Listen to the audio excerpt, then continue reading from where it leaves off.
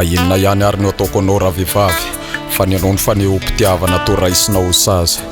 rehefa mody aloha le olona dia hoe anaovy dite iny fa manavy nefa rehefa sendra taraiky dia hoe be fanalana azy mbola zakako ihany ny kafarana mbola iampitolona fa zafady raha malala le miady mason'olona arono ny anao ve ho atao rano fisotro le hoe salio ary ianao ve tsy manam-peo raha tsy eo amaso-kavanareo miferitra ndray ny aina fa ho tratran'le fanontaniana hoe tadidinao le firitsika androany ka raha tsy mavaly dia miomana ndray mipandry fa herinandro manentsy randeha mahafatomany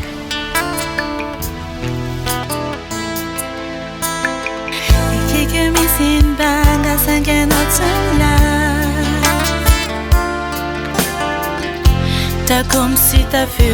fadala noia T'es tensire sa kafavuta benva Ty mivitra ny foko fanao reran Oh malala Inona ny tokony ataoko hoe Oh malala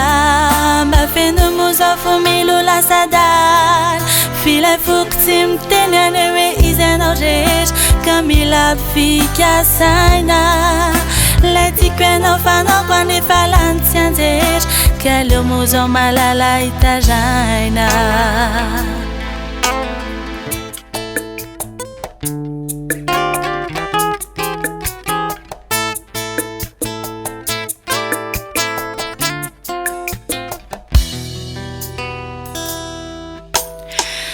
Mieritreritreinao hoe zaho bebilao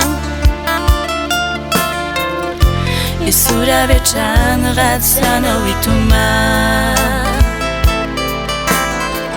Na ilaza ihany koa hoe zaho be sinema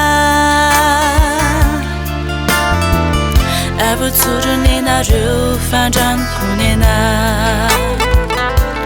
Oh malala Tokony ataoko hoe Oh malala Mafeno mozafo milula sadal Filay foko tsy miteny ane hoe izy anao rehetra Ka mila fika saina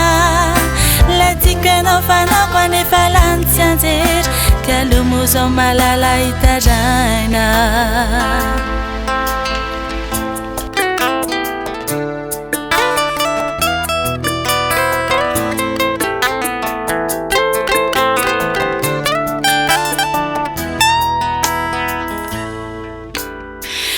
Misy masorena mety teraka nya Na ny androany na ny ampitsy te fona kosa Ataovy ao ampo azy esorina an-tsa Renao alony bagny dia aleoko tsy miay Oh malala Inona ny tokony ataoko hoe Oh malala Mafeno mozafo milula sadal Filay foko tsy miteny ane hoe izy anao rehetra Ka mila fika saina Lay tiako ianao fanaoko anefa lany tsy anjetra Ka leo mozao malala itaraina